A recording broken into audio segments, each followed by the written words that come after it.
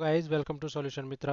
तो दोस्तों आज का यहाँ पे जो हमारे पास क्वेश्चन है, ये क्वेश्चन आप यहाँ पे देख सकते हो।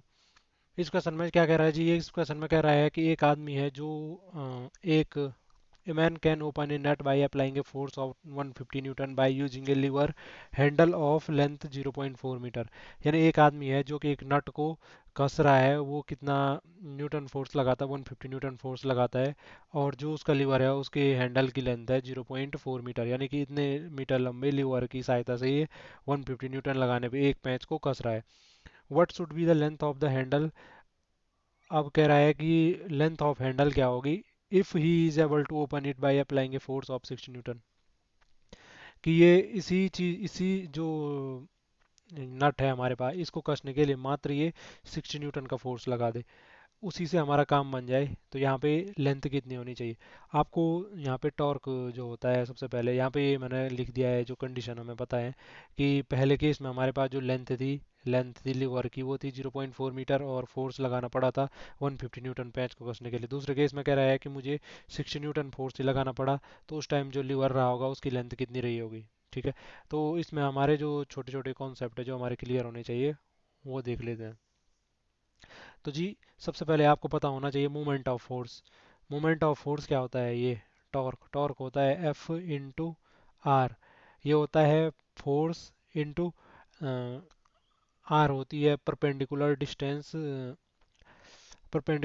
Distance of action of force from rotation axis. ठीक है, तो ये आप जब टॉर्क पढ़ोगे उसमें आप देखोगे मोमेंट ऑफ फोर्स क्या चीज़ होती है।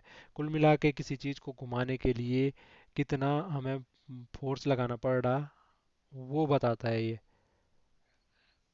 और कितनी डिस्टेंस पे लगा रहे हैं इससे फ़र्क पड़ता है। आपने खुद ये चीज़ गौर की होगी, जब हमारे पास लंबा पेचकस रहता है तो हमें बहुत कम फोर्स लगा के हम क्या करते हैं, आसानी से स्क्रू को टाइट कर देते हैं।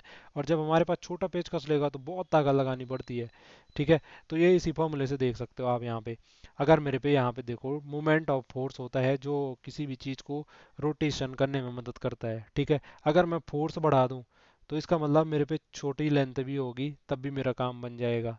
उतना टॉर्क, माना बात मुझे 40 न्यूटन मीटर का टॉर्क चाहिए किसी चीज़ को घुमाने के लिए, और मेरे पे 10 न्यूटन का फोर्स है, तो बाकी बचा हुआ 10 इंटू 4 ही तो 40 होगा, है कि नहीं, इस फॉर्मूले के हिसाब से। तो 4 मीटर की जो भी हमारे पास उसको घुमाने के लिए जो भी यंत्र है, लीवर है, कुछ भी है, वो होना चाहिए हमारे पास। इतनी डिस्टेंस पर हमें ये फोर्स लगाना पड़ेगा। ठीक है, अगर मेरे पे यहीं पे क्या होता है, यहाँ पे मेरे पे 20 न्यूटन का फोर्स लगा रहा रहता मैं, तो मेरा काम कितने में बन जाता, 20 दूनी 40, यानी कि 2 मीटर दूरी पे, 2 मीटर की डिस्टेंस पे मैं अगर ये फोर्स लगाता 20 न्यूटन का, तो मेरा काम बन जाता। तो यहाँ पे जो ये है, यही वाला लॉजिक यहाँ पे अप्लाई होगा। ये लॉजिक कैसे अप्लाई होता है देखते हैं। पहले वाले केस में सबसे पहले तो मुझे टॉर्क पता होना चाहिए, मोमेंट ऑफ फोर्स कितना है उसको कसने के लिए, किस कंडीशन में, जब हमारे पास जो लीवर है उसकी लेंथ 0.4 मीटर है और जो फोर्स लगाया हमने 150 न्यूटन लगाया। तो टॉर्क निकालो भाई उसका।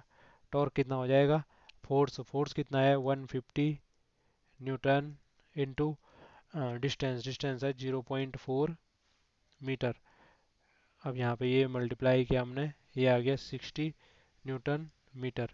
तो यहाँ पे 60 न्यूटन मीटर जो हमारे पास टॉर्क है, 60 न्यूटन मीटर, उतना टॉर्क चाहिए मुझे क्या करने के लिए, इतना टॉर्क चाहिए मुझे किसी भी उसको, वो जो ऊपर नेट दे रखा है उसको कसने के लिए। अब ये यहाँ पे कह रहा है कि मैं दूसरी कंडीशन में क्या कर रहा हूँ, मैं कर रहा हूँ कि मुझे तो टॉर्क तो इतना ही चाहिए ना उसको घुमाने के लिए। तो दूसरी कंडीशन में मेरे को टॉर्क तो चाहिए जी 60 न्यूटन मीटर। लेकिन यहाँ पे क्या कर दिया, यहाँ पे ये कह रहा है कि ये फोर्स लगाना पड़ रहा मात्र 60 न्यूटन का। दूसरी कंडीशन ये देखो, दूसरी कंडीशन ये देखिए, यहाँ पे फोर्स कह रहा है कि 60 न्यूटन का लगाना है मात्र।